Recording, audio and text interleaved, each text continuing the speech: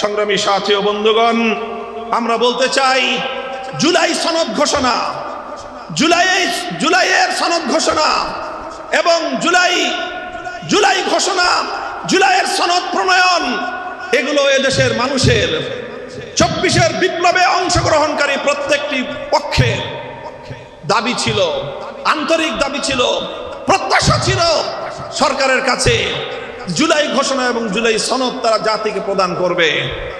1 বছর পর নামকাবাস্তে জুলাই ঘোষণা প্রদান করেছেন মাননীয় প্রধান উপদেষ্টা।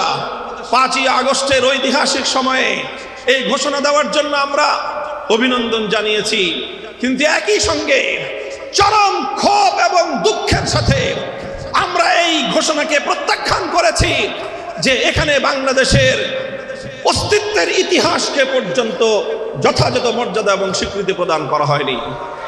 বাংলাদেশ এমনি এমনি গড়ে ওঠেনি, আমরা বলেছি এবং ইতিহাস বলে তিনটে আধিপত্যবাদের বিরুদ্ধে লড়াই করে আজকের বাংলাদেশ তৈরি হয়েছে।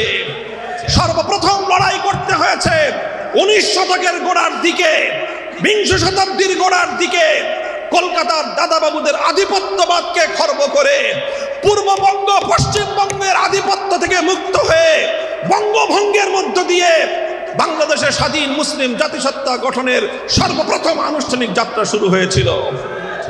আজ সেই কলকাতার আধিপত্যের বিরুদ্ধে জুলাই ঘোষণায় কোনো ধরনের আকার ইঙ্গিত নাই। 1947 সালে যে ঐতিহাসিক ব্রিটিশ উপনিবেশবাদের বিরুদ্ধে আমাদের পূর্বপুরুষরা রক্ত দিয়ে জীবন দিয়ে এই মাতৃভূমিকে ব্রিটিশের আধিপত্য থেকে মুক্ত করেছিল, দিল্লির কাছ থেকে তারা মুক্ত করেছিল, সেই 47-এর কোনো স্বীকৃতি, 47-এর কোনো ঘোষণা জুলাই ঘোষণার মধ্যে অন্তর্ভুক্ত করবার স্থান দেওয়ার কোনো প্রয়োজনীয়তা তিনি অনুভব করেননি। এরপরে আসলো 1990-এর অভ্যুত্থানের কথা আসে, 1975-এর 7ই নভেম্বর বিপ্লবের কথা আসে, কিন্তু ফ্যাসিবাদ বিরোধী আওয়ামী দুঃশাসনের বিরুদ্ধে রক্ত দিয়ে বিপ্লবের পাটাতন তৈরি করা 2013 সালের শাপলা চত্বরকে এড়িয়ে যাওয়া গোটা ইসলামী জনতার সঙ্গে সরকারের পক্ষ থেকে স্পষ্ট গাদ্দারি এবং বিশ্বাসঘাতকতা। আজ আমরা স্পষ্ট ভাষায় বলতে চাই, শাপলা চত্বর যদি তৈরি না হতো 24-এর বিপ্লবের পাটাতন তৈরি হতো না। রক্ত দিয়েছি আমরা, জীবন দিয়েছি আমরা, আমাদেরকে এভাবে উপেক্ষা করবার এই কলঙ্কিত ধারা যদি পরিবর্তন না করা হয়, আগামীর বাংলাদেশে আমরা বিপ্লবের জন্য প্রস্তুতি গ্রহণ করব ইনশাআল্লাহ। সংগ্রামী সাথী ও বন্ধুগণ, এই হলো জুলাই সনদের অবস্থা।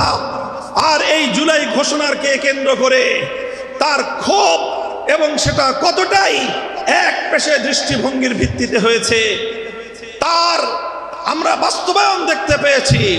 যারা জুলাই যোদ্ধা ছিল, যাদের নেতৃত্বে জুলাইয়ের বিপ্লব সংগঠিত হয়েছে, সেই আত্মাভিমানী ছাত্র জনতা, ছাত্র নেতৃত্ব সেই জুলাই ঘোষণার অনুষ্ঠানকে পর্যন্ত তারা বর্জন করেছে। এটাকে অন্তর্বর্তীকালীন সরকার কোনোভাবে এর দায় এড়াতে পারে না। অন্তর্বর্তীকালীন সরকারের ভাবসাব দেখে মনে হচ্ছে যে এখন তারা কোনোভাবে কোনো এক দলের কাছে বা কোনো একটি পক্ষের কাছে রাষ্ট্র ক্ষমতা গছায় দিয়ে বিদায় নিতে পারলেই যেন বেঁচে যায়। ডক্টর ইউনূস সাহেব তালগাছে উঠা সহজ, কিন্তু তালগাছ থেকে নামার জন্য যথাযথ প্রক্রিয়া অবলম্বন না করলে তালগাছ থেকে পড়ে মাজা ভাঙবেন, মাথা ভাঙবেন, আপনার কিন্তু ইতিহাসের দায় এড়াতে পারবেন না। দায়িত্ব যখন গ্রহণ করেছেন, বাংলাদেশে স্পষ্ট নির্বাচনের লেভেল প্লেইং ফিল্ড তৈরি করে এদেশের গণমানুষের আস্থার নির্বাচন উপহার দেওয়া ছাড়া আপনার মুক্তির কোনো উপায় নাই। সেই ব্যবস্থা আপনাকে করতেই হবে। নির্বাচনের লেভেল প্লেইং ফিল্ড তৈরি করতে হবে, শাপলা চত্বরের এই রক্তকে স্বীকৃতি প্রদান করতে হবে।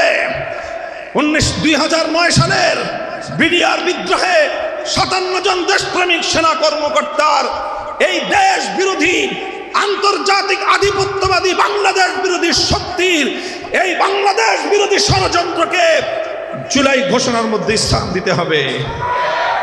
কাজে আমি বলতে চাই, সংস্কারের জায়গায় আমাদের সবচেয়ে বেশি প্রত্যাশা ছিল নির্বাচন ব্যবস্থায় এমন কোন সংস্কার হবে যেই সংস্কারের মাধ্যমে বাংলাদেশে দীর্ঘদিন ধরে চলে আসা দুর্বৃত্তায়নের রাজনীতির পথ বন্ধ হবে, পেশি শক্তির পথ বন্ধ হবে, ভোট চুরির রাস্তা বন্ধ হবে, কালো টাকার আধিপত্য বন্ধ হবে, সন্ত্রাসবাদের আধিপত্য বন্ধ হবে এবং একটি লেভেল প্লেইং ফিল্ড তৈরি করবার মতো এই সরকার সক্ষম হবে।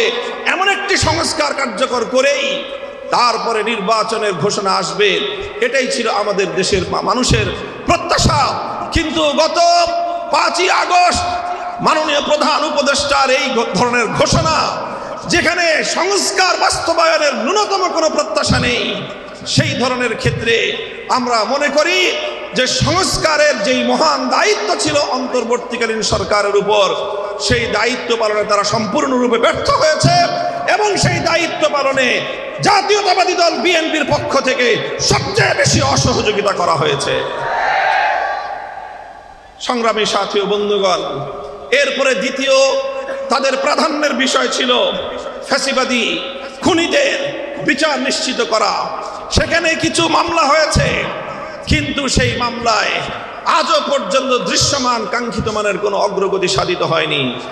ন্যূনতম একটি মামলায় অন্তত খুনিদের কোনো রায় ঘোষণা করা হয়নি। বিপরীত দিকে যারা ফ্যাসিবাদী আমলে ওলামায়ে কেরাম সহ বাংলাদেশের নিপীড়িত বিরোধী মতের মানুষজন হাজার হাজার মামলার ঘানি টেনেছে বছরের পর বছর, সেই মামলাগুলোর বোঝা আজও পর্যন্ত আমাদের কাঁধ থেকে অন্তর্বর্তীকালীন সরকার লাঘব করতে পারেনি। কিছু মামলা প্রত্যাহারের মূল্য ঝুলিয়েছে, আজও পর্যন্ত কোনো সরকারি গেজেট তৈরি করা হয়নি। গুরুত্বপূর্ণ মামলাগুলো, হত্যা মামলা, মিথ্যা হত্যা মামলা, আমার ভাইকে খুন করে আমার বিরুদ্ধে হত্যা মামলা দায়ের করা হয়েছে।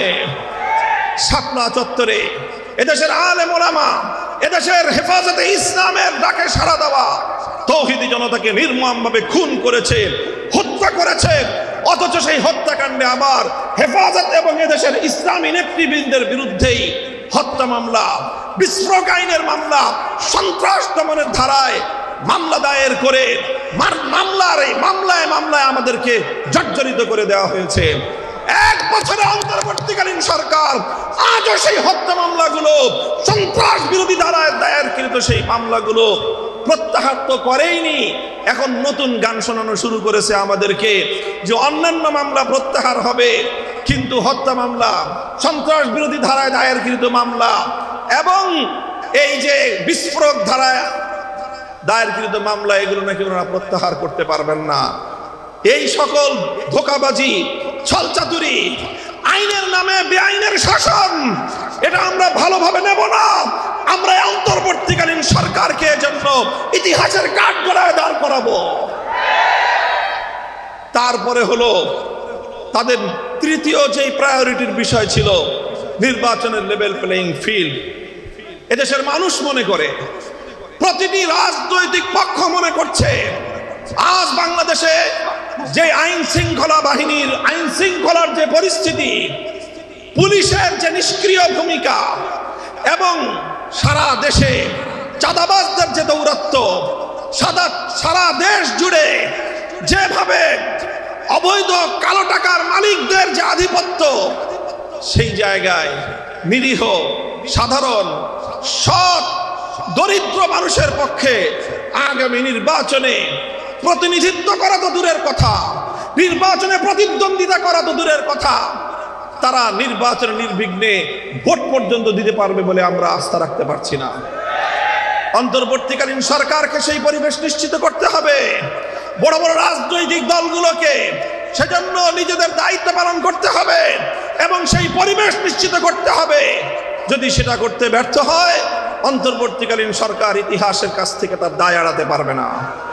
হুম লুসুসুদ্দিন ফাহজারুহুম, एक ही सफ में खड़े हो गए महमूद आयाज, न कोई बंद रहा वरन कोई बंद नवाज, बंद साहिब मुहताज गनी एक हुए, तेरे सरकार में आए तो सभी एक हुए।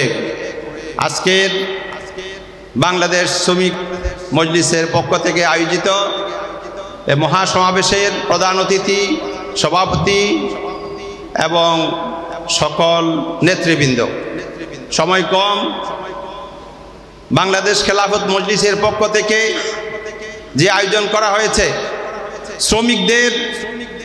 শ্রমিকদের যে দাবি, শ্রমিকদের যে অধিকার, ইসলাম ছাড়া কেউ দিতে পারে না।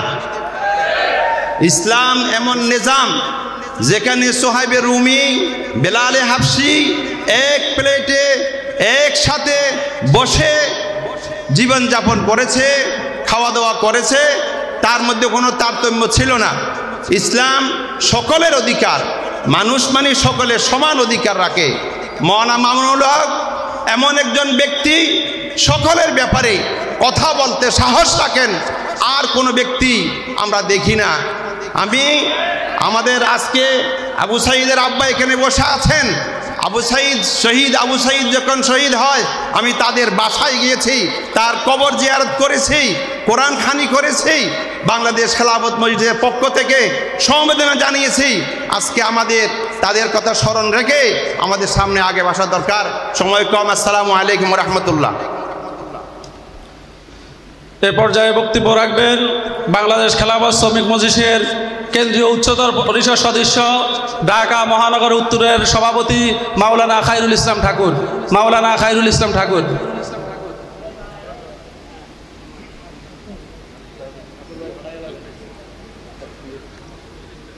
আসসালামু আলাইকুম রহমতুল্লাহ।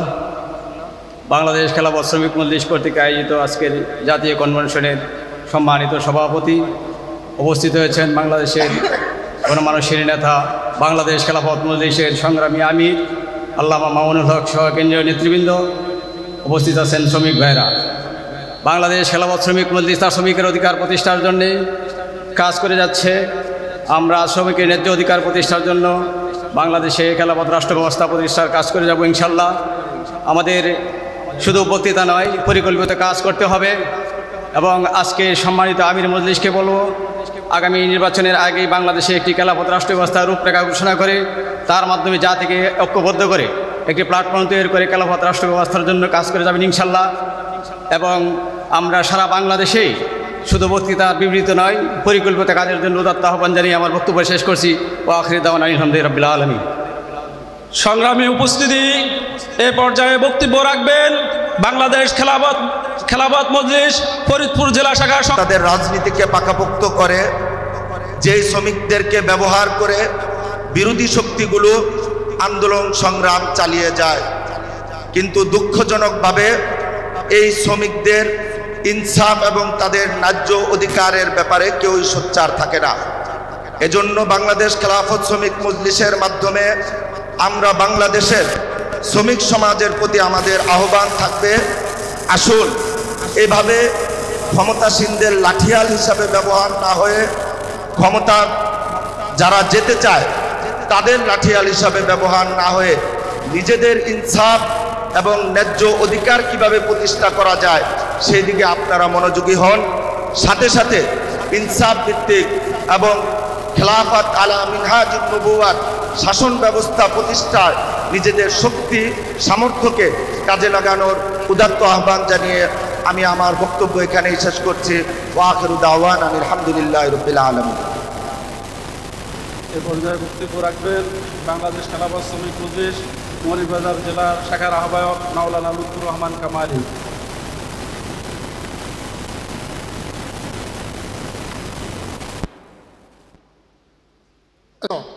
সেই জিনিসটা আমাদেরকে বুঝতে হবে। শ্রমিকদের ন্যায্য আদায়, শ্রমিকদের ন্যায্য অধিকার আদায়ের জন্য শ্রমিক মজলিস প্রতিষ্ঠিত হয়েছে। পাশাপাশি আমরা মনে করি এই দুনিয়ার জীবন শেষ নয়, দুনিয়ার জীবনের পরে আখিরাতের জীবন নামে আরেকটি জীবন আছে। সেই জীবনের জন্য শ্রমিকদেরকে মানসিকভাবে প্রস্তুত করার জন্য, আমলিয়াতভাবে প্রস্তুত করার জন্য এই শ্রমিক মজলিস কাজ করে যাচ্ছে। প্রতিষ্ঠা লগ্ন থেকে হাঁটি হাঁটি পা পা করে শ্রমিক মজলিস শ্রমিকদের ধারে ধারে যাচ্ছে, নামাজের তালিম দিচ্ছে, কোরআন শিক্ষা দিচ্ছে। এই কাজটি শ্রমিক মজলিস করছে। আগামী দিনেও শ্রমিক মজলিস এই কাজ অব্যাহত রাখবে। আমি আরেকটি কথা বলতে চাই, শ্রমিকদের অধিকার আমাদের নিজ ঘর থেকে শুরু করতে হবে। আমি যদি একটি গাড়ি ব্যবহার করি, আমার ড্রাইভারটাকে আমার পাশে বসিয়ে আমি খাওয়া খাওয়াবো। আমার বাসায় যদি কাজের কর্মচারী থাকে, কাজের বুয়া থাকে, আমি যেই তরকারি দিয়ে আমি ভাত খাবো, সেই তরকারি দিয়ে আমার বাসার কাজের মেয়েকে খাওয়াবো। এই যদি হয় আমাদের অঙ্গীকার, এই যদি হয় আমাদের চিন্তা চেতনা, তাহলে শ্রমিকদের অধিকার নিশ্চিত হবে। সংগ্রামী ভাইয়েরা, আজকে অত্যন্ত দুঃখের সহিত বলতে হয়, আমাদের দেশ বাংলাদেশ, এই দেশকে নিয়ে আমরা গর্ব করি। বিগত 15টি বছর একটি জালিম স্বৈরাচার আমাদেরকে বন্দী করে রেখেছে। আমরা কথা বলতে পারি নাই, আমরা বাক স্বাধীনতা পাই নাই। আজকে অনেক রক্তের বিনিময়ে আমরা দেশকে স্বাধীন করেছি। অত্যন্ত পরিতাপের বিষয়, গতকালকে গাজীপুরে যে হত্যাকাণ্ডটি হয়েছে, আমরা কি বলবো? কেন এই শত শত মানুষ শাহাদাত বরণ করে দেশকে স্বাধীন করেছে? আমরা এই রক্তপাত আমরা আর দেখতে চাই না। সুতরাং আসুন, খেলাফত রাষ্ট্র ব্যবস্থা কায়েম ছাড়া এই জাতির মুক্তি হবে না। সুতরাং আসুন, আমরা সকলে খেলাফত রাষ্ট্র ব্যবস্থা কায়েমের দিকে এগিয়ে যাই। নাসরুম মিনাল্লাহি ওয়া ফাতহুন করিব। আসসালামু আলাইকুম ওয়া রাহমাতুল্লাহ। সংগ্রামে উপস্থিতি, এখন বক্তব্য রাখবেন বাংলাদেশ খেলাফত মজলিসের সংগ্রামী যুগ্ম মহাসচিব, সাবেক ছাত্রনেতা, কারা নির্যাতিত মজলুম জননেতা মাওলানা আতাউল্লাহ আমিন। মাওলানা আতাউল্লাহ আমিন। বাংলাদেশ খেলাফত মজলিসের পতাকা তলে আসার যেভাবে জোয়ার উঠেছে, আপনারাও দুর্বার গতিতে এগিয়ে যান। এদেশের শ্রমিকেরা আপনাদেরকে খুঁজতেছে, আপনাদেরকে তালাশ করতেছে। আপনারা তাদেরকে গ্রহণ করে বাংলাদেশ খেলাফত শ্রমিক মজলিসকে একটি আদর্শ সংগঠন হিসেবে জাতির সামনে উপস্থাপন করবেন। প্রিয় ভাইয়েরা, বৈষম্য বিরোধী আন্দোলন করে দেশকে আজকে যে এক অবস্থায় নিয়েছেন, আমরা আশায় ছিলাম এই দেশ আসলে মুক্তি পাবে, দেশের জনগণ নিরাপত্তায় চাদর বেষ্টিত হবে। কিন্তু আমরা যা দেখতেছি এখন আমরা হতাশাগ্রস্ত। আমরা মাননীয় প্রধান উপদেষ্টাকে বলবো, আপনাকে আমরা যে জন্য আশা করে ক্ষমতা বসাইছি তা বাস্তবায়ন করেন। ইসলাম বিরোধী সকল কর্মকাণ্ড আইন পাশ করা থেকে বিরত থাকেন।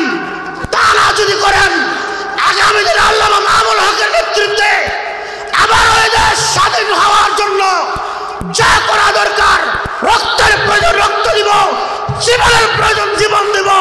এই দেশকে পূর্ণাঙ্গ মুক্তি করেই ছাড়ব, মুক্তি করেই ছাড়ব। সংগ্রামী উপস্থিতি, এ পর্যায়ে বক্তব্য রাখবেন বাংলাদেশ খেলাফত শ্রমিক মজলিস যশোর জেলার আহ্বায়ক হাফেজ মোহাম্মদ শফিকুল ইসলাম। হাফেজ মোহাম্মদ শফিকুল ইসলাম।